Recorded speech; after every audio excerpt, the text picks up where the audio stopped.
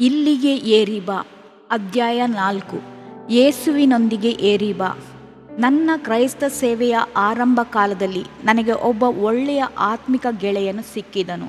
ಅವನು ನನ್ನೊಂದಿಗೆ ಆದಾಯ ತೆರಿಗೆ ಇಲಾಖೆಯಲ್ಲಿ ಸೇವೆಯಲ್ಲಿದ್ದರೂ ಕರ್ತನಿಗಾಗಿ ತೀವ್ರವಾಗಿ ದುಡಿಯುತ್ತಿದ್ದನು. ಹಗಲು ರಾತ್ರಿ ದೇವ ಸನ್ನಿಧಾನದಲ್ಲಿದ್ದು ಪ್ರಾರ್ಥಿಸುವನು. ಅವನನ್ನು ನೋಡುವಾಗಲೆಲ್ಲ ನನಗೆ ಎಲಿಯನ ಜ್ಞಾಪಕ ಬರುತ್ತಿತ್ತು. ಒಂದು ದಿನ ಅವನು ನನ್ನ ಬಳಿ, ನಾನು ಪ್ರಾರ್ಥಿಸುವ ಸ್ಥಳವನ್ನು ನೋಡಲು ನಿನಗೆ ಇಷ್ಟವಾ ಎಂದನು. ನನಗೆ ಆ ಆಸೆ ಇದ್ದದರಿಂದ ಸರಿ ಎಂದೆನು.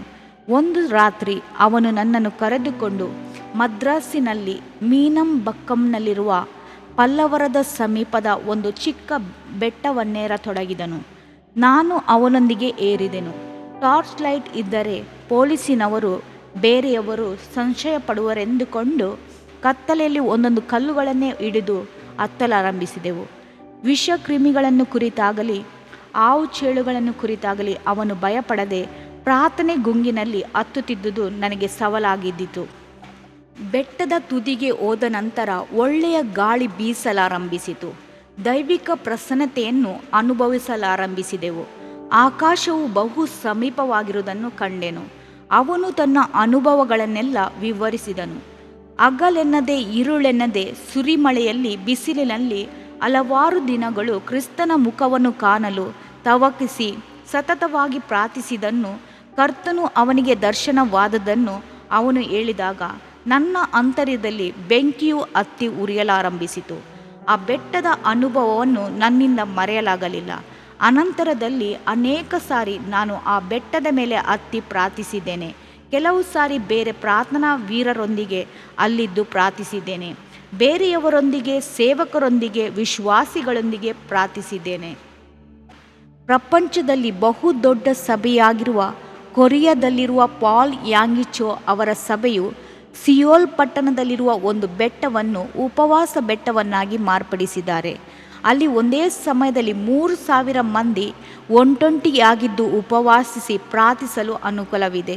ಬೆಟ್ಟಗಳು ಹತ್ತಿ ಬಾ ಎಂದು ನಮ್ಮನ್ನು ಕರೆಯುತ್ತಿವೆ. ಬೆಟ್ಟದ ಶಿಖರಗಳು ಉನ್ನತವಾದ ಆತ್ಮಿಕ ಅನುಭವಗಳನ್ನು, ಕರ್ತನೊಂದಿಗೆ ಮಾತನಾಡಿ ಆನಂದಿಸುವ ಒಳ್ಳೆಯ ಸಂದರ್ಭಗಳನ್ನು ನಮಗೆ ಕೊಡಲು ಕಾದಿವೆ. ಬೆಟ್ಟದ ಕೆಳಭಾಗದಲ್ಲಿ ಕಾಡು ಮೃಗಗಳ ಅನೇಕ ವಿಧವಾದ ಶಬ್ದಗಳಿದ್ದರೂ ಬೆಟ್ಟದ ತುದಿಯಲ್ಲಿ ದೈವಿಕವಾದ ಶಾಂತವಾದ ಪರಿಸರವುಂಟು. ಪರಲೋಕದ ಮೋಡ ಅಲ್ಲಿ ಇಳಿದು ಬರುತ್ತದೆ. ಮಹಿಮೆಯಾದ ಸೂರ್ಯನು ಅಲ್ಲಿ ಪ್ರಕಾಶಿಸುವನು. ಒಬ್ಬ ವಿಶ್ವಾಸಿಯ ಜೀವಿತದಲ್ಲೂ ಅನೇಕ ವಿಧವಾದ ಹೋರಾಟ, ಚಿಂತೆ, ಬಾಧೆಗಳಿದ್ದರೂ ಅಂತರ್ಯದ ಜೀವಿತವು ಬೆಟ್ಟದ ತುದಿಯಂತೆ ದೇವರೊಂದಿಗೆ ಸಂಭಾಷಿಸಿ ಆನಂದಿಸುವ ಜೀವಿತವಾಗಿರಬೇಕು. ಅನೇಕರಿಗೆ ಬೆಟ್ಟದ ತುದಿಯ ಅನುಭವ ಬೇಡ, ಬೆಟ್ಟವನ್ನು ಹತ್ತುವ ಶ್ರಮೆಯೂ ಬೇಡ, ಸುಖ ಭೋಗವಾಗಿರಬೇಕೆಂದು ಬಯಸುತ್ತಾರೆ. ಬೆಟ್ಟವನ್ನು ಹತ್ತುವ ಅನುಭವಕ್ಕೆ ಬಾ.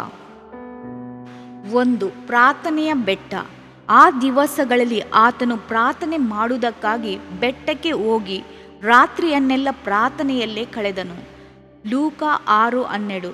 ಯೇಸುಕ್ರಿಸ್ತನ ಸೇವೆಯ ಬಲವೆಲ್ಲ ಆತನ ಪ್ರಾರ್ಥನಾ ಜೀವಿತದಲ್ಲೇ ಅಡಗಿದ್ದಿತು. ಈ ಪ್ರಾರ್ಥನೆಯ ಜೀವಿತದ ಮಹತ್ವವನ್ನು ಅನೇಕರು ಅರಿಯರು. ಸ್ವಲ್ಪ ಪ್ರಾರ್ಥನೆಯು ಆಧ್ಯಾತ್ಮಿಕ ಕೊರತೆ, ಅಧಿಕವಾದ ಪ್ರಾರ್ಥನೆ, ತೀವ್ರವಾದ ಪ್ರಾರ್ಥನೆ, ಎಡೆಬಿಡದ ಪ್ರಾರ್ಥನೆ ದೈವಿಕ ಬಲವನ್ನು ತರುತ್ತದೆ. ಸೇವೆಗೆ ಮೊದಲು ಪ್ರಾರ್ಥನೆ ಬಹಳ ಅಗತ್ಯ. ಪ್ರಸಂಗಿಸುವ ಮುನ್ನ ದೇವ ಸನ್ನಿಧಾನದಲ್ಲಿ ಮೊರೆಯಿಟ್ಟು ಪ್ರಾರ್ಥಿಸುವ ಅಭ್ಯಾಸವಿರಬೇಕು. ಅದಕ್ಕಾಗಿಯೇ ಕರ್ತನು ಬೆಟ್ಟವನ್ನೇರಿ ಪ್ರಾರ್ಥಿಸುತ್ತಿದ್ದನು. ತಂದೆ ದೇವರೊಂದಿಗೆ ಸಂಭಾಷಿಸಿ ಆನಂದಿಸುವ ವೇಳೆ ಆ ಪ್ರಾರ್ಥನೆಯ ವೇಳೆಯಾಗಿತ್ತು. ಬೇರೆ ಪ್ರಾರ್ಥನೆಗಳು ಅವಸರದ ಪ್ರಾರ್ಥನೆಗಳಾಗಿ ಮುಗಿಯುತ್ತವೆ. ಆದರೆ ಬೆಟ್ಟದ ಮೇಲಿನ ಪ್ರಾರ್ಥನೆ ದೀರ್ಘಕಾಲದ ಪ್ರಾರ್ಥನೆಯಾಗಿರುವುದು. ಯಾಕೆಂದರೆ ಬೆಟ್ಟವನ್ನು ಹತ್ತುವಾಗಲೇ ಅದಕ್ಕಾಗಿ ನಮ್ಮನ್ನು ಸಿದ್ಧಪಡಿಸಿಕೊಂಡೇ ಹತ್ತುತ್ತೇವೆ. ಯೇಸು ಕ್ರಿಸ್ತನು ಕೆಲವು ಮುಖ್ಯವಾದ ಸಮಯಗಳಲ್ಲಿ ಬೆಟ್ಟವನ್ನು ಹತ್ತಿ ಪ್ರಾರ್ಥಿಸಿದನೆಂದು ಸತ್ಯವೇದದಲ್ಲಿ ಓದುತ್ತೇವೆ. ಆತನು ತನಗೆ 12 ಮಂದಿ ಶಿಷ್ಯರನ್ನು ಆರಿಸಿಕೊಳ್ಳುವ ಮೊದಲು ಬೆಟ್ಟವನ್ನೇರಿ ಪ್ರಾರ್ಥಿಸಿದನು. ದೇವಕುಮಾರನೆಂಬುದು ಸತ್ಯವೇ, ಮಾನವರ ಹೃದಯವನ್ನು ಗ್ರಹಿಸಬಲ್ಲಾತನು ಎಂಬುದು ನಿಜವೇ. ಆದರೂ ಶಿಷ್ಯರನ್ನು ಆರಿಸಿಕೊಳ್ಳುವಾಗ ಬೆಟ್ಟವನ್ನೇರಿ ಪ್ರಾರ್ಥಿಸುವುದು ಅನಿವಾರ್ಯವಾಗಿತ್ತು. ದೇವ ಮಗುವೆ, ಬಹು ಮುಖ್ಯವಾದ ತೀರ್ಮಾನಗಳನ್ನು ಮಾಡುವಾಗ ತೀವ್ರವಾಗಿ ಪ್ರಾರ್ಥಿಸಲು ತೀರ್ಮಾನಿಸಿಕೊ. ಆತನು ಉಪದೇಶಿಸುವಾಗಲೂ ಅದ್ಭುತಗಳನ್ನು ಸೂಚಕ ಕಾರ್ಯಗಳನ್ನು ಮಾಡುವ ಮೊದಲು ಬೆಟ್ಟವನ್ನೇರಿ ಹೆಚ್ಚು ಕಾಲ ಪ್ರಾರ್ಥನೆಯಲ್ಲಿ ತೊಡಗಿರುತ್ತಿದ್ದನು. ಮತ್ತಾಯ 8:1 ಹೇಳುತ್ತದೆ, ಆತನು ಬೆಟ್ಟದಿಂದಿಳಿದು ಬರುವಾಗ ಜನರು ಗುಂಪು ಗುಂಪಾಗಿ ಆತನ ಹಿಂದೆ ಹೋದರು. ಮತ್ತಾಯ 14:23 ಆತನು ಜನರ ಗುಂಪನ್ನು ಕಳುಹಿಸಿಬಿಟ್ಟು ಮೇಲೆ ಪ್ರಾರ್ಥನೆ ಮಾಡುವುದಕ್ಕೆ ಏಕಾಂತವಾಗಿ ಬೆಟ್ಟವನ್ನು ಹತ್ತಿದನು ಎಂದು ಓದುತ್ತೇವೆ. ಜನರ ಅಗತ್ಯತೆಗಳನ್ನು ಸಂಧಿಸುವ ಮೊದಲು ಮಹಿಮೆಯಿಂದ ತುಂಬಿಸಲ್ಪಡಲು ಬೆಟ್ಟವನ್ನು ಹತ್ತಿದನು. ಸಂಧಿಸಿದ ನಂತರ ತಂದೆ ದೇವರಿಗೆ ಸ್ತೋತ್ರವನ್ನು ವಂದನೆಗಳನ್ನು ಸಲ್ಲಿಸಲು ಬೆಟ್ಟವನ್ನು ಹತ್ತಿದನು. ಏರಿ ಬಾ ಎಂದು ಕರ್ತನು ನಿನ್ನನ್ನು ಪ್ರೀತಿಯಿಂದ ಕರೆಯುತ್ತಾನೆ. ಜನರು ತಮ್ಮ ಸಮಸ್ಯೆಗಳಿಗಾಗಿ ನಿನ್ನ ಬಳಿ ಬರುವಾಗ ನೀನು ಬಲವಿಲ್ಲದವನಾಗಿ ಬರಿದಾಗಿ ಕಾಣಲ್ಪಡುವುದು ಆತನಿಗೆ ಇಷ್ಟವಿಲ್ಲ. ಜನರು ಆತನ ಹೆಸರಿನಲ್ಲಿ ನಿನ್ನ ಬಳಿ ಬರುವಾಗ ನಿರಾಶರಾಗಿ ಹಿಂತಿರುಗದಂತೆ ಆತನ ಅದ್ಭುತ ಮಹಿಮೆಯನ್ನು ಪಡೆಯಲು ಏರಿ ಬಾ. 2. ಅವಿತುಕೊಳ್ಳಲು ಹತ್ತಿದ ಬೆಟ್ಟ. ಆಗ ಯೇಸು, ಅವರು ಬಂದು ನನ್ನನ್ನು ಹಿಡುಕೊಂಡು ಹೋಗಿ ಅರಸನನ್ನಾಗಿ ಮಾಡಬೇಕೆಂಬ ಯೋಚನೆಯಲ್ಲಿದ್ದಾರೆಂದು ತಿಳಿದುಕೊಂಡು ತಿರುಗಿ ತಾನೊಬ್ಬನೇ ಒಂಟಿಗನಾಗಿ ಬೆಟ್ಟಕ್ಕೆ ಹೋಗಿಬಿಟ್ಟನು. ಯೋಹನ 6:15. ಮರೆಯಾಗಿದ್ದು ಜೀವಿಸಲು ಬೆಟ್ಟದ ಅನುಭವ ಉತ್ತಮವಾದದ್ದು. ಯೇಸುವನ್ನು ಅರಸನನ್ನಾಗಿ ಮಾಡಬೇಕೆಂದು ಜನರು ನೆನೆಸಿದರು. ಆತನಾದರೂ ಹೆಸರನ್ನು ಕೀರ್ತಿಯನ್ನು ಬಯಸದೆ ತನ್ನ ತಂದೆಯೊಂದಿಗೆ ಏಕಾಂತವಾಗಿರಲು ಮರೆಯಾಗಿರಲು ಬೆಟ್ಟವನ್ನು ಹತ್ತಿದನು. ದೇವ ಮಗುವೆ, ಪ್ರಪಂಚದ ಹೆಸರು ಕೀರ್ತಿಗಳು ನಿನ್ನನ್ನು ಕೆಳಗೆ ಬೀಳಿಸದಂತೆ ಎಚ್ಚರವಾಗಿರು. ಪ್ರಚಾರವನ್ನು ಬಯಸಿ ಜಾರಿ ಬೀಳದಿರು. ಹೊಗಳಿಕೆಯನ್ನು ಬಯಸಿ ಹೆಮ್ಮೆ ಪಡಬೇಡ. ಕರ್ತನಲ್ಲಿ ಮರೆಯಾಗಿ ಜೀವಿಸಿದರೆ ನಿನ್ನ ಆತ್ಮವನ್ನು ಕರ್ತನಲ್ಲಿ ಕಾಯ್ದುಕೊಳ್ಳಬಲ್ಲೆ. ಕೆಲವರು ಹೆಸರು ಕೀರ್ತಿಯನ್ನು ಬಯಸಿ ವಿಶೇಷವಾದ ವರಗಳನ್ನು ಪಡೆದವರು ಎಂದು ತಮ್ಮನ್ನು ಪ್ರಚಾರಪಡಿಸಿಕೊಳ್ಳುತ್ತಾರೆ. ಹೊಗಳಿಕೆಯ ಮೋಹ ಈ ದಿನಗಳಲ್ಲಿ ನಮ್ಮ ಸಹೋದರರನ್ನು ಹಿಡಿದುಕೊಂಡಿದೆ. ದೇವ ಮಗುವೆ, ಪದವಿಗಳನ್ನು ಕೀರ್ತಿಯನ್ನು ಬಯಸದೆ ಕಲ್ವಾರಿಯ ತ್ಯಾಗದೊಳಗೆ ನಿನ್ನನ್ನು ಉಗಿಸಿಕೊ. ನೀನು ನಿನ್ನನ್ನು ಮರೆಮಾಡಿಕೊಳ್ಳುವ ಒಂದು ಸ್ಥಳ ಉಂಟು, ಅದು ಬಂಡೆಯ ಬಿರುಕು. ಆ ಬಿರುಕಿನಲ್ಲಿರುವ ನಿನ್ನನ್ನು ಪ್ರಪಂಚ ಕಾಣಲಾರದು. ಆ ಬಂಡೆ ಕ್ರಿಸ್ತನೇ. 1 ಕೊರಿಂಥ 10:4. ಆ ಬಂಡೆಯ ಬಿರುಕು ಕ್ರಿಸ್ತನ ಗಾಯಗಳೇ. ನಿನ್ನ ಕಾಂತನು ಅಲ್ಲಿ ನಿನ್ನನ್ನು ಮಮತೆಯಿಂದ ಕಂಡುಕೊಂಡು ಬಂಡೆಯ ಬಿರುಕುಗಳಲ್ಲಿಯೂ ಇರುವ ನನ್ನ ಪಾರಿವಾಳವೇ, ಪರಮಗೀತೆ 2:14 ಎಂದು ಕರೆಯುತ್ತಾನೆ. ಮರೆಯಾಗಿದ್ದು ಜೀವಿಸಲು ಬೆಟ್ಟದ ಮೇಲೆ ಹತ್ತಿ ಬಾ ಎಂದು ಕರ್ತನು ನಿನ್ನನ್ನು ಪ್ರೀತಿಯಿಂದ ಕರೆಯುತ್ತಾನೆ. 3. ಪ್ರಸಂಗಿಸಲು ಹತ್ತಿದ ಬೆಟ್ಟ. ಯೇಸು ಕ್ರಿಸ್ತನು ಮಾಡಿದ ಪರ್ವತ ಪ್ರಸಂಗವು ಮರೆಯಲಾರದ ಒಂದು ಸಂಭವ. ಅದು ಅನೇಕರನ್ನು ಕರ್ತನ ಕಡೆಗೆ ಇಂದು ಸಹ ತಿರುಗಿಸುತ್ತಲೂ ಆದರಣೆ ಪಡಿಸುತ್ತಲೂ ಇದೆ. ಮಹಾತ್ಮ ಗಾಂಧೀಜಿಗೆ ಭಾರತವನ್ನು ಸ್ವತಂತ್ರಿಸಲು ಪರ್ವತ ಪ್ರಸಂಗವು ಸಹಾಯವಾಗಿತ್ತು. ಶ್ರೀಮತಿ ಇಂದಿರಾ ಗಾಂಧಿಯವರು ಒಮ್ಮೆ ಈ ರೀತಿ ಹೇಳಿದ್ದಾರೆ, ನನ್ನ ಮಗನು ವಿಮಾನ ಅಪಘಾತದಲ್ಲಿ ಸತ್ತು ಹೋದಾಗ ತನ್ನನ್ನು ಈ ಪರ್ವತ ಪ್ರಸಂಗ ಬಹಳವಾಗಿ ಸಂತೈಸಿತು. ಈ ಭಾಗವನ್ನು ಅನೇಕ ಸಾರಿ ಓದಿ ನನ್ನನ್ನು ದೃಢಪಡಿಸಿಕೊಂಡೆನು ಎಂದು ಹೇಳಿದ್ದಾರೆ. ಮತ್ತಾಯ 5:1 ಆತನು ಆ ಜನರ ಗುಂಪುಗಳನ್ನು ಕಂಡು ಬೆಟ್ಟವನ್ನೇರಿ ಕೂತುಕೊಂಡ ತರುವಾಯ ಆತನು ಅವರಿಗೆ ಉಪದೇಶ ಮಾಡಿದನು. ಬೆಟ್ಟವನ್ನೇರಿ ಕ್ರಿಸ್ತನೊಂದಿಗೆ 3 ದಿನಗಳು ರಾತ್ರಿ ಹಗಲು ಪ್ರಸಂಗವನ್ನು ಕೇಳಿದ ಪುರುಷರು ಮಾತ್ರ 5,000 ಮಂದಿ. ಸ್ತ್ರೀಯರು ಮಕ್ಕಳು ಕೊನೆ ಪಕ್ಷ 2ರಷ್ಟು ಇದ್ದಿರಬಹುದು. ದೇವ ಮಗುವೆ, ಆ ದಿನಗಳಲ್ಲಿ ಪ್ರಸಂಗಿಸಲು ಧ್ವನಿವರ್ಧಕಗಳಿಲ್ಲದಾಗಲೇ ಬೆಟ್ಟವನ್ನು ಪ್ರಸಂಗ ಪೀಠವನ್ನಾಗಿಸಿ ಅಷ್ಟು ಮಂದಿಗೆ ಸ್ವಾಮಿ ಹೇಗೆ ಪ್ರಸಂಗಿಸಿರಬಹುದಲ್ಲವೇ? ಇಂದು ಪ್ರಸಂಗಿಸಲು ನಿನಗೆ ಎಲ್ಲ ಅನುಕೂಲಗಳು ಇವೆಯಲ್ಲವೇ? ಧ್ವನಿವರ್ಧಕ, ಬಾನುಲಿ, ಟಿವಿ, ವಿಡಿಯೋ ಇವೇ ಮುಂತಾದ ಅನೇಕ ಸಾಧನಗಳಿರುವೆಯಲ್ಲವೇ? ಇವುಗಳಲ್ಲದೆ ಪತ್ರಿಕೆ, ಪುಸ್ತಕಗಳ ಮೂಲಕ ಬಹು ವೇಗವಾಗಿ ಜನರೊಂದಿಗೆ ನೀನು ಸಂಪರ್ಕಿಸಬಹುದು. ಜನರ ಗುಂಪುಗಳನ್ನು ಕಂಡು ಕನಿಕರದಿಂದ ಬೆಟ್ಟವನ್ನೇರಿ ಪ್ರಸಂಗಿಸಿದ ಕರ್ತನ ಕನಿಕರ ನಿನಗೆ ಇರಬೇಕು. ಆ ಕನಿಕರವು ನಿನ್ನ ಸೇವೆಯಲ್ಲಿ ಪ್ರಸಂಗದಲ್ಲಿ ಕಂಡುಬರಲಿ. 4. ರೂಪಾಂತರ ಬೆಟ್ಟ. ಪೇತ್ರನನ್ನು, ಯಾಕೋಬನನ್ನು, ಇವನ ತಮ್ಮನಾದ ಯೋಹಾನನನ್ನು ಮಾತ್ರ ವಿಂಗಡವಾಗಿ ಕರಕೊಂಡು ಎತ್ತರವಾದ ಬೆಟ್ಟಕ್ಕೆ ಹೋದನು. ಮತ್ತಾಯ 17:1. ಇಲ್ಲಿ ಗಮನಿಸುವಾಗ ಎತ್ತರವಾದ ಬೆಟ್ಟವೆಂದು ಹೇಳಲಾಗಿದೆ. ಬೆಟ್ಟವನ್ನು ಹತ್ತುವುದು ಕಷ್ಟಕರವಾದದ್ದು, ಅದರಲ್ಲೂ ಎತ್ತರವಾದ ಬೆಟ್ಟ. ದೇವ ಮಗುವೆ, ನೀನು ದೇವ ಸ್ವಾರೂಪ್ಯದಲ್ಲಿ ರೂಪಾಂತರವಾಗಲು ಬಯಸುವಿಯಾದರೆ ಎತ್ತರವಾದ ಬೆಟ್ಟಕ್ಕೆ ಏರಿ ಬಾ. ಬೆಟ್ಟವನ್ನೇರುವ ಶ್ರಮೆಗಳು ನಿನ್ನನ್ನು ಸೋಲುವಂತೆ ಮಾಡದಿರಲಿ. ನಾವು ಬಹು ಸಂಕಟಗಳನ್ನು ತಾಳಿ ದೇವರ ರಾಜ್ಯದೊಳಗೆ ಸೇರಬೇಕೆಂಬುದಾಗಿ ಅಪೊಸ್ತಲರ 14:22 ಹೇಳಲಾಗಿದೆ. ರೂಪಾಂತರವನ್ನು ಬಯಸುವವರು ಕಷ್ಟಗಳನ್ನು ತೊಂದರೆಗಳನ್ನು ನೆನೆಸಿಕೊಂಡು ಅಂಜುವುದಿಲ್ಲ. ಬೆಟ್ಟದ ಅನುಭವ ನಿನಗೆ ಉನ್ನತ ಬಲ ಕೊಡುವುದು. ಆ ಅನುಭವವು ನಿನ್ನನ್ನು ರೂಪಾಂತರಿಸುವುದು.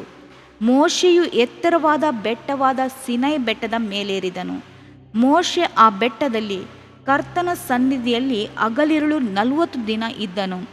ಅವನು ಸಿನೈ ಬೆಟ್ಟದಿಂದ ಇಳಿದು ಬಂದಾಗ ಅವನು ಕರ್ತನ ಸಂಗಡ ಸಂಭಾಷಿಸಿದ್ದರಿಂದ ಅವನ ಮುಖವು ಪ್ರಕಾಶಮಾನವಾಗಿತ್ತು. ಆರೋನನು ಇಸ್ರಾಯೇಲ್ಯರೆಲ್ಲರೂ ಅವನ ಹತ್ತಿರಕ್ಕೆ ಬರುವುದಕ್ಕೆ ಭಯಪಟ್ಟರು. ವಿಮೋಚನಕಾಂಡ 34:29. ದೇವ ಸನ್ನಿಧಾನದಲ್ಲಿ ನೀನು ಎಷ್ಟು ಹೊತ್ತು ಕಾದಿದು ಪ್ರಾರ್ಥಿಸುವೆಯೋ ಅಷ್ಟು ಹೆಚ್ಚಾಗಿ ನಿನ್ನ ಮುಖ ಪ್ರಕಾಶಮಾನವಾಗಿ ಬೆಳಗುವುದು. ಎದ್ದು ಪ್ರಕಾಶಿಸಲು ಉನ್ನತವಾದ ಬೆಟ್ಟವನ್ನೇರುವ ಹೊರತು ಬೇರೆ ಮಾರ್ಗವಿಲ್ಲ.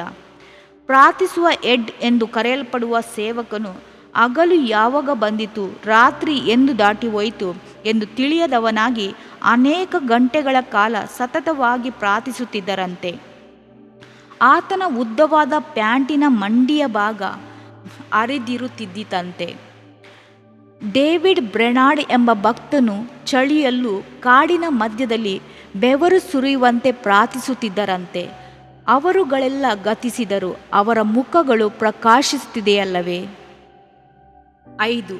ಶ್ರಮ ಅನುಭವಿಸಲು ಹತ್ತಿದ ಬೆಟ್ಟ, ಅದೇ ಗೊಲ್ಗೊಥಾ ಬೆಟ್ಟ. ನಮ್ಮ ಕರ್ತನು ದಾರಿಯುದ್ದಕ್ಕೂ ಚಾಟಿಯಿಂದ ಹೊಡೆಯಲ್ಪಟ್ಟು ತತ್ತರಿಸುತ್ತಾ ಆ ಮಾರ್ಗದಲ್ಲಿ ನಡೆದನು. ವಧ್ಯಸ್ಥಾನಕ್ಕೆ ಒಯ್ಯಲ್ಪಡುವ ಕುರಿಯಂತೆಯೂ ಆತನು ಅಲ್ಲಿ ಹತ್ತಿದನು. ಇಡೀ ಲೋಕದ ಪಾಪವನ್ನು ಹೊತ್ತು ತೀರಿಸುವ ಮನೋದೃಢತೆಯಿಂದ ಹತ್ತಿದನು. ಆ ಕಲ್ವಾರಿಯ ಶಿಲುಬೆಯಲ್ಲಿ ಚೆಲ್ಲಿದ ರಕ್ತದಿಂದ ಪಾಪ ಕ್ಷಮೆ ಎಂಬ ವಿಮೋಚನೆ ನಮಗೆ ಉಂಟಾಗಿದೆ. ಈ ಬೆಟ್ಟದಲ್ಲಿ ನಮ್ಮ ಪ್ರಿಯ ಕರ್ತನ ಉನ್ನತ ಪ್ರೀತಿಯನ್ನು ಕಾಣುತ್ತೇವೆ.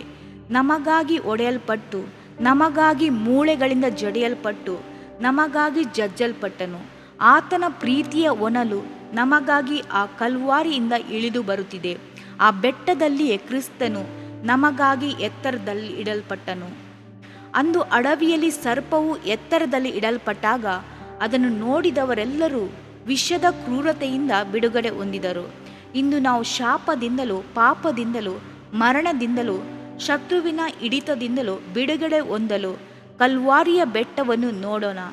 ನಮಗೆ ಸಹಾಯ ಅಲ್ಲಿಂದಲೇ ಬರುವುದು. ದೇವ ಮಗುವೆ, ನಾವು ಆತನೊಡನೆ ಸತ್ತಿದ್ದರೆ ಆತನೊಡನೆ ಜೀವಿಸುವೆವು, ಸಹಿಸಿಕೊಳ್ಳುವವರಾಗಿದ್ದರೆ ಆತನೊಡನೆ ಆಳುವೆವು. 2 ತಿಮೋಥಿ 2:12. ನಮ್ಮ ಹೆಚ್ಚಳ ಹಿರಿಮೆಗಳೆಲ್ಲವೂ ಕಲ್ವಾರಿಯ ಶಿಲುಬೆಯೇ ಆಗಿರಲಿ. ಕಲ್ವಾರಿಯ ಪ್ರೀತಿಯಿಂದ ನಿನ್ನ ಆಂತರ್ಯವು ತುಂಬಿರಲಿ. ಕ್ರಿಸ್ತನ ಪ್ರೀತಿ ನಿನ್ನನ್ನು ಸೇವೆಯಲ್ಲಿ ಒತ್ತಾಯಪಡಿಸಲಿ. ಕ್ರಿಸ್ತನಿಗಾಗಿ ಶ್ರಮೆ ಸಹಿಸುವುದಕ್ಕೆ ಹಿಂತೆಗೆಯಬೇಡ. 6. ನಿರ್ದಿಷ್ಟವಾದ ಬೆಟ್ಟ. ಬಳಿಕ 11 ಮಂದಿ ಶಿಷ್ಯರು ಗಲಿಲಾಯಕ್ಕೆ ಹೋಗಿ ಯೇಸು ತಮಗೆ ಗೊತ್ತು ಮಾಡಿದ ಬೆಟ್ಟಕ್ಕೆ ಸೇರಿದರು. ಮತ್ತಾಯ 28:16. ಆ ನಿರ್ದಿಷ್ಟವಾದ ಬೆಟ್ಟವೇ ಎಣ್ಣೆ ಮರಗಳ ಗುಡ್ಡ. ಅಪೊಸ್ತಲರ ಕೃತ್ಯ 1:12. ಯೇಸು ಕ್ರಿಸ್ತನು ಆಕಾಶದೊಳಗೆ ಎತ್ತಿಕೊಳ್ಳಲ್ಪಟ್ಟ ಸ್ಥಳ. ಪುನರುತ್ಥಾನವಾದ ಕ್ರಿಸ್ತನು ಕೊನೆಯಲ್ಲಿ ತನ್ನ ಶಿಷ್ಯರನ್ನು ಸಂಧಿಸಿದ ಸ್ಥಳ. ಅಲ್ಲಿ ಆತನನ್ನು ಕಂಡು ಆತನಿಗೆ ಅಡ್ಡಬಿದ್ದರು. ಆದರೆ ಕೆಲವರು ಸಂದೇಹಪಟ್ಟರು. ಆಗ ಯೇಸು ಹತ್ತಿರಕ್ಕೆ ಬಂದು, ಪರಲೋಕದಲ್ಲಿಯೂ ಭೂಲೋಕದಲ್ಲಿಯೂ ಎಲ್ಲ ಅಧಿಕಾರವು ನನಗೆ ಕೊಡಲ್ಪಟ್ಟಿದೆ. ಆದ್ದರಿಂದ ನೀವು ಹೊರಟು ಹೋಗಿ ಎಲ್ಲ ದೇಶದ ಜನರನ್ನು ಶಿಷ್ಯರನ್ನಾಗಿ ಮಾಡಿರಿ. ಅವರಿಗೆ ತಂದೆಯ, ಮಗನ, ಪವಿತ್ರಾತ್ಮನ ಹೆಸರಿನಲ್ಲಿ ದೀಕ್ಷಾ ಸ್ನಾನ ಮಾಡಿಸಿರಿ. ನಾನು ನಿಮಗೆ ಆಜ್ಞಾಪಿಸಿದನೆಲ್ಲ ಕಾಪಾಡಿಕೊಳ್ಳುವುದಕ್ಕೆ ಅವರಿಗೆ ಉಪದೇಶ ಮಾಡಿರಿ. ನೋಡಿರಿ, ಯುಗದ ಸಮಾಪ್ತಿಯವರೆಗೂ ಎಲ್ಲ ದಿವಸ ನಿಮ್ಮ ಸಂಗಡ ಇರುತ್ತೇನೆ. ಮತ್ತಾಯ 28:16-20. ಅವರು ನೋಡುತ್ತಾ ಇದ್ದ ಹಾಗೆ ಆತನು ಏರಿಸಲ್ಪಟ್ಟನು. ಮೋಡವು ಆತನನ್ನು ಕವಿದುಕೊಂಡದ್ದರಿಂದ ಅವರ ಕಣ್ಣಿಗೆ ಮರೆಯಾದನು. ಆತನು ಹೋಗುತ್ತಿರುವಾಗ ಅವರು ಆಕಾಶದ ಕಡೆಗೆ ದೃಷ್ಟಿಸಿ ನೋಡುತ್ತಾ ಇರಲಾಗಿ ಶುಭ್ರವಸ್ತ್ರಧಾರಿಗಳಾದ ಇಬ್ಬರು ಪುರುಷರು ಪಕ್ಕನೆ ಅವರ ಹತ್ತಿರ ನಿಂತುಕೊಂಡು, ಗಲಿಲಯದವರೇ, ನೀವು ಯಾಕೆ ಈ ಯೇಸು ಯಾವ ರೀತಿಯಲ್ಲಿ ಆಕಾಶದೊಳಗೆ ಹೋಗಿರುವುದನ್ನು ನೀವು ಕಂಡಿರೋ ಅದೇ ರೀತಿಯಲ್ಲಿ ಬರುವನು ಎಂದು ಹೇಳಿದರು. ಅಪೊಸ್ತಲರ ಕೃತ್ಯ 1:9-11. ದೇವಮಗುವೆ, ಎಣ್ಣೆ ಮರಗಳ ಗುಡ್ಡವನ್ನು ಹತ್ತಲು ಅಂದು ಶಿಷ್ಯರು ಹಿಂತೆಗೆದಿದ್ದರೆ ತಮ್ಮ ಜೀವಿತದಲ್ಲಿ ಬಹುದೊಡ್ಡ ಭಾಗ್ಯವನ್ನು ಕಳೆದುಕೊಂಡಿರುತ್ತಿದ್ದರು. ಎಣ್ಣೆ ಮರಗಳ ಗುಡ್ಡವು ಕ್ರಿಸ್ತನೊಂದಿಗೆ ಇದ್ದು ಸಂಭಾಷಿಸುವ ಸ್ಥಳ. ಇಲ್ಲಿಯೇ ಕರ್ತನು ತನ್ನ ಶಿಷ್ಯರಿಗೆ ಲೋಕಾಂತ್ಯವನ್ನು, ಆತನ ಮರಣವನ್ನು ಕುರಿತು ಹೇಳಿದನು. ಮತ್ತಾಯ 24:1-3. ಯೆರೂಸಲೇಮಿಗೆ ಸಮೀಪವಿರುವ ಬೆಟ್ಟವು ಆತನು ಪರಲೋಕಕ್ಕೇರಿದ ಬೆಟ್ಟವೆಂದು ಪ್ರಸಿದ್ಧಿಯಾಗಿದೆ. ಸತ್ಯವೇದ ಪಂಡಿತರು ಕ್ರಿಸ್ತನು ಪುನಃ ಇದೇ ಸ್ಥಳದಲ್ಲಿ ಇಳಿದು ಎರಡನೇ ಬರುತ್ತಾನೆಂದು ಹೇಳಿರುವ ಬೆಟ್ಟ. ಯೆರೂಸಲೇಮಿಗೆ ಮೂಡಲಲ್ಲಿ ಎದುರಾಗಿರುವ ಎಣ್ಣೆಯ ಮರಗಳ ಗುಡ್ಡದ ಮೇಲೆ ಆತನ ಪಾದಗಳು ನಿಂತಿರಲು, ಆಗ ನನ್ನ ದೇವರಾದ ಕರ್ತನು ಸಮಸ್ತ ದೇವದೂತ ಸಮೇತ ಬರುವನು. ಆ ದಿನಗಳಲ್ಲಿ ಬೆಳಕಿರದು, ಜ್ಯೋತಿಗಳು ಉದುಗಿ ಹೋಗುವವು. ಕರ್ತನು ಭೂಲೋಕದಲ್ಲೆಲ್ಲ ರಾಜನಾಗಿರುವನು. ಆ ದಿನದಲ್ಲಿ ಕರ್ತನೊಬ್ಬನೇ ದೇವರೆಂದು, ಆತನ ಹೆಸರೊಂದೇ ಸ್ತುತ್ಯವೆಂದು ಎಲ್ಲರಿಗೂ ತಿಳಿದಿರುವುದು. ಜೆಕರ್ಯ 14:4-9. ಆ ದಿನ ಎಂಥ ಮಹಿಮೆಯ ದಿನ! ನಿನ್ನ ದೇವರನ್ನು ಸಂಧಿಸಲು ಏರಿ ಬಾ. ಇದರಿಂದ ನಿನ್ನ ದೇಹಕ್ಕೆ ಆರೋಗ್ಯವು, ಎಲುಬುಗಳಿಗೆ ಸಾರವು ಉಂಟಾಗುವವು. ಜ್ಞಾನೋಕ್ತಿಗಳು 3ನೇ ಅಧ್ಯಾಯ 8ನೇ ವಾಕ್ಯ. ಪ್ರಿಯ ವೀಕ್ಷಕರೇ ಮತ್ತು ಕರ್ತನಲ್ಲಿ ಸಹೋದರ ಸಹೋದರಿಯರೇ, ನೀವು ನಮ್ಮ ಈ ಕಾರ್ಯಕ್ರಮವನ್ನ ವೀಕ್ಷಿಸಿದ್ದಕ್ಕಾಗಿ ದೇವರ ನಾಮದಲ್ಲಿ ನಿಮಗೆ ವಂದನೆಗಳು. ದೇವರ ವಾಕ್ಯವು ನಮ್ಮ ಎಲುಬಿಗೆ ಬಲವೂ ಸಾರವೂ ಆಗಿದೆ ಎಂದು ಸತ್ಯವೇದವು ಹೇಳುವಂತೆ ಈ ಕಾರ್ಯಕ್ರಮವು ನಿಮಗೆ ಆಶೀರ್ವಾದಕರವಾಗಿದೆ ಎಂದು ನಂಬುತ್ತೇವೆ. ಪ್ರಿಯ ವೀಕ್ಷಕರೇ, ನಮ್ಮ ಈ ಸೇವೆಗಾಗಿ ಪ್ರಾರ್ಥಿಸಿರಿ ಮತ್ತು ಎಲ್ಲಾ ಕಾರ್ಯಕ್ರಮಗಳನ್ನ ಇತರರೊಂದಿಗೆ ಶೇರ್ ಮಾಡಿರಿ. ಅದೇ ರೀತಿಯಾಗಿ ನಮ್ಮ ಈ ಯೂಟ್ಯೂಬ್ ಚಾನೆಲ್ ಅನ್ನು ಸಬ್ಸ್ಕ್ರೈಬ್ ಮಾಡಿರಿ ಹಾಗೂ ಲೈಕ್ ಮಾಡಿ. ನಿಮ್ಮ ಅನಿಸಿಕೆಗಳನ್ನು ಕಮೆಂಟ್ ಬಾಕ್ಸ್ನಲ್ಲಿ ನಮಗೆ ತಿಳಿಯಪಡಿಸಿ. ನಮ್ಮ ಸಂಖ್ಯೆ 7022104605. ಈ ಸಂಖ್ಯೆಗೆ ಕರೆ ಮಾಡಿರಿ. ಒಬ್ಬ ಪಾಪಿಯ ಪ್ರಾರ್ಥನೆ. ಯೇಸುವನ್ನು ರಕ್ಷಕನಾಗಿ ಅಂಗೀಕರಿಸಲು ಮಾಡಬೇಕಾದ ಪ್ರಾರ್ಥನೆ. ಪ್ರಿಯ ಪರಲೋಕದ ತಂದೆಯೇ, ಯೇಸುವಿನ ಹೆಸರಿನಲ್ಲಿ ನಾನು ನಿನ್ನ ಬಳಿಗೆ ಬಂದಿದ್ದೇನೆ. ನನ್ನ ಬಳಿಗೆ ಬರುವವರನ್ನು ನಾನು ತಳ್ಳಿಬಿಡುವುದೇ ಇಲ್ಲ. ಯೋಹಾನ 6:37 ಎಂದು ನಿನ್ನ ವಾಕ್ಯ ಹೇಳುತ್ತದಲ್ಲ. ಆದ್ದರಿಂದ ನೀನು ನನ್ನನ್ನು ತಳ್ಳಿಬಿಡದೆ ನನ್ನನ್ನು ಸೇರಿಸಿಕೊಳ್ಳುವಿ ಎಂದು ನನಗೆ ಗೊತ್ತಿದೆ. ಆದ್ದರಿಂದ ನಾನು ನಿನಗೆ ಸ್ತೋತ್ರ ಮಾಡುತ್ತೇನೆ. ನೀನು ನಿನ್ನ ವಾಕ್ಯದಲ್ಲಿ ನೀನು ಯೇಸುವನ್ನೇ ಕರ್ತನೆಂದು ಬಾಯಿಂದ ಅರಿಕೆ ಮಾಡಿಕೊಂಡು ದೇವರು ಆತನನ್ನು ಸತ್ತವರೊಳಗಿಂದ ಎಬ್ಬಿಸಿದನೆಂದು ಹೃದಯದಿಂದ ನಂಬಿದರೆ ನಿನಗೆ ರಕ್ಷಣೆಯಾಗುವುದು ಎಂತಲೂ, ಕರ್ತನ ನಾಮವನ್ನ ಹೇಳಿಕೊಳ್ಳುವವರೆಲ್ಲರಿಗೆ ರಕ್ಷಣೆಯಾಗುವುದೆಂತಲೂ ಬರೆದಿದೆ. ರೋಮ 10:9-13ನೇ ವಾಕ್ಯ. ಯೇಸು ಕ್ರಿಸ್ತನು ದೇವಕುಮಾರನೆಂದು ನನ್ನ ಹೃದಯದಲ್ಲಿ ನಂಬುತ್ತೇನೆ. ನನ್ನನ್ನು ನೀತಿವಂತನನ್ನಾಗಿ ಮಾಡುವುದಕ್ಕಾಗಿ ಆತನು ಸತ್ತವರೊಳಗಿಂದ ಎಬ್ಬಿಸಲ್ಪಟ್ಟನು ಎಂದು ನಂಬುತ್ತೇನೆ. ನಾನು ಆತನ ನಾಮವನ್ನ ಹೇಳಿಕೊಳ್ಳುತ್ತೇನೆ. ಯೇಸುವೇ, ನೀನೇ ಕರ್ತನು. ತಂದೆಯೇ, ನೀನು ನನ್ನನ್ನು ರಕ್ಷಿಸಿದಿ ಎಂದು ನಾನು ನಂಬುತ್ತೇನೆ. ನಿನ್ನ ವಾಕ್ಯವು ಹೇಳುತ್ತದೆ, ಮನುಷ್ಯನು ಹೃದಯದಿಂದ ನಂಬುವುದರ ಮೂಲಕ ನೀತಿಯು ದೊರಕುತ್ತದೆ, ಬಾಯಿಂದ ಅರಿಕೆ ಮಾಡುವುದರ ಮೂಲಕ ರಕ್ಷಣೆಯಾಗುತ್ತದೆ. ರೋಮ 10:10. ನಾನೀಗ ನನ್ನ ಹೃದಯದಲ್ಲಿ ನಂಬುತ್ತೇನೆ ಹಾಗೂ ಯೇಸುವೇ ನನ್ನ ಕರ್ತನೆಂದು ಅರಿಕೆ ಮಾಡುತ್ತೇನೆ. ಆದುದರಿಂದ ನಾನೀಗ ರಕ್ಷಣೆ ಹೊಂದಿದ್ದೇನೆ. ಅಪ್ಪಾ ತಂದೆಯೇ, ನಿನಗೆ ಸ್ತೋತ್ರ. ಲೂಕನು ಬರೆದ ಸುವಾರ್ತೆ 11ನೇ ಅಧ್ಯಾಯದಲ್ಲಿ ಬರೆದಿರುವಂತೆ, ನಿಮ್ಮಲ್ಲಿ ತಂದೆಯಾದವನು ಮೀನನ್ನು ಕೇಳುವ ಮಗನಿಗೆ ಮೀನು ಕೊಡದೆ ಹಾವನ್ನು ಕೊಡುವನೆ? ಅಥವಾ ತತ್ತಿಯನ್ನು ಕೇಳಿದರೆ ಚೇಳನ್ನು ಕೊಡುವನೆ? ಹಾಗಾದರೆ ಕೆಟ್ಟವರಾದ ನೀವು ನಿಮ್ಮ ಮಕ್ಕಳಿಗೆ ಒಳ್ಳೆ ಪದಾರ್ಥಗಳನ್ನ ಕೊಡಬಲ್ಲವರಾದರೆ ಪರಲೋಕದಲ್ಲಿರುವ ನಿಮ್ಮ ತಂದೆಯು ತನ್ನನ್ನು ಬೇಡಿಕೊಳ್ಳುವವರಿಗೆ ಎಷ್ಟೋ ಹೆಚ್ಚಾಗಿ ಪವಿತ್ರಾತ್ಮ ವರವನ್ನ ಕೊಡುವವನಲ್ಲವೇ ಅಂದನು. ತಂದೆಯೇ, ನೀನು ಕೇಳಿಕೊಳ್ಳುವವರಿಗೆ ಪವಿತ್ರಾತ್ಮನ ವರವನ್ನು ಹೇರಳವಾಗಿ ಕೊಡುವಾತನಾಗಿದ್ದಿ. ಆದ್ದರಿಂದ ನನ್ನ ಮೇಲೆಯೂ ನಿನ್ನ ಆತ್ಮನನ್ನು ಸುರಿಸಬೇಕಾಗಿ ಬೇಡಿಕೊಳ್ಳುತ್ತೇನೆ. ಕೀರ್ತನೆ 81:10 ಬರೆದಿದೆ, ಅಗಲವಾಗಿ ಬಾಯಿದೆರೆಯಿರಿ, ಅದನ್ನು ತುಂಬಿಸುವೆನು. ಕರ್ತನೇ, ನನ್ನನ್ನು ಪವಿತ್ರಾತ್ಮನಿಂದ ತುಂಬಿದಂತ ನೀನು ನನ್ನನ್ನು ಅನ್ಯ ಭಾಷೆಯ ವರದಿಂದಲೂ ತುಂಬುವವನಾಗಿದ್ದಿ ಎಂದು ನಂಬುತ್ತೇನೆ. ಅದರಂತೆ ನಾನು ನನ್ನ ಬಾಯಿಯನ್ನು ತೆರೆದು ನಿನ್ನ ಸ್ತೋತ್ರ ಮಾಡುವಾಗ ಅನ್ಯ ಭಾಷೆಯ ಅಭಿಷೇಕದಿಂದ ನನ್ನನ್ನು ತುಂಬುವವನಾಗಿದ್ದಿ ಎಂದು ನಂಬುತ್ತೇನೆ. ಈಗ ನೀವು ನಿಮ್ಮ ಬಾಯಿಯನ್ನು ತೆರೆದು ಮಾತನಾಡುವಾಗ ಪವಿತ್ರಾತ್ಮನು ನಿಮ್ಮ ಬಾಯಿಯನ್ನು ತನ್ನ ಭಾಷೆಯಿಂದ ತುಂಬುವವನಾಗಿದ್ದಾನೆ.